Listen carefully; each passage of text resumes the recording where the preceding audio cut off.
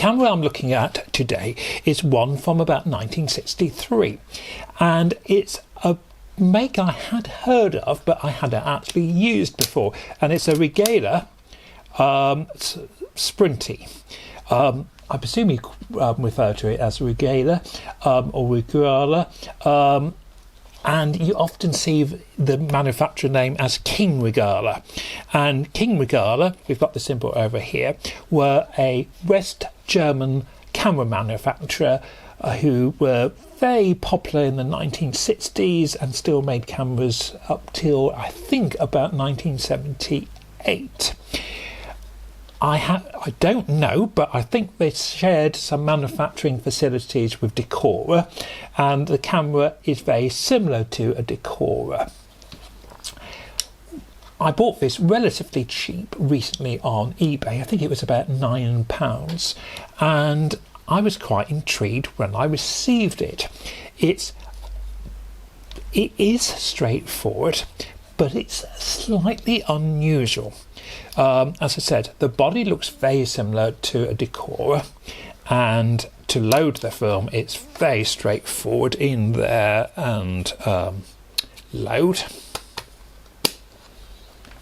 You've got a manually focusing lens here, which is both in feet and in meters, and we've got some nice little symbols here as well.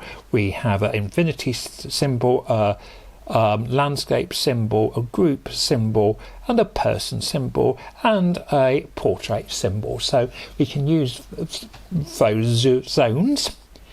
Now, what I found intriguing was the aperture and shutter speed, because the apertures and shutter speeds are grouped. We have at f2.8 and f4 a 60th of a second. If we move to f4 to f8, we've got 1/2 of a second, and then we can go from 8 to 16 for 1/2 of a second. So what this does mean is I can't decide to go on f2.8 and then 1/250 of a second. It's a spring-loaded shutter. The real negative of the camera is to wind back. You've got this plastic winding back here, which is just a fiddle, and not unusual in its time is the counter is on the bottom here. And that is basically it. I was amazed at the good condition this camera was in and is in. To use flash, it was just before hot shoe, so there's no hot shoe there. There's 2 sockets there. From a little bit of research, I think this is an early from a bit of research, I think this is an early model.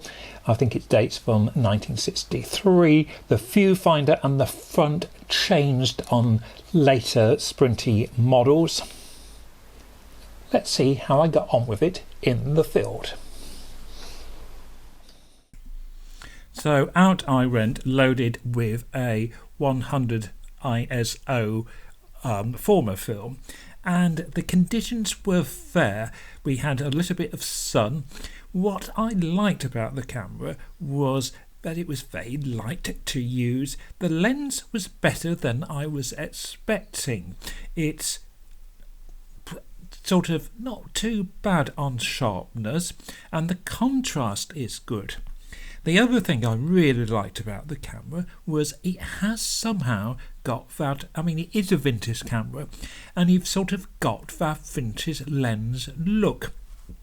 The lens appears to be very clear. I did wonder if it might have a little bit of the dreaded fungus, but I can't see any fungus in there. But you do just get that sort of vintage look. It's not really a softness, and as I said, it's quite contrasty, but there is something. I think it's how it diffuses the bright light, and perhaps there's a little bit of glare as it diffuses the bright light. In using, as I said, you are limited to the shutter speed on the f-stop. But in hindsight, I really enjoyed using this camera. So if you find one, have a go with it. Bye for now.